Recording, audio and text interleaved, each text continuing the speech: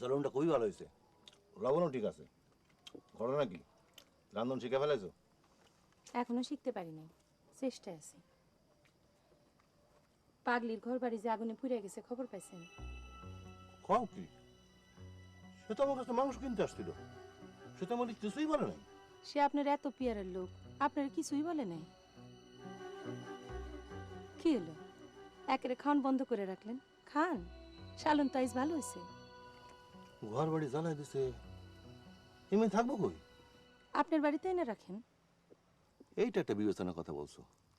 অসহায় পাগলি, তিনকুলে কেউ নাই, ঝড় বৃষ্টির সময় কই যায় কই থাকে? আমি আমার ভাইয়ের বাড়িতে গিয়ে কয়দিন থাকবো। ভাইয়ের বউর সন্তান হয়েছে, খবর দিছে।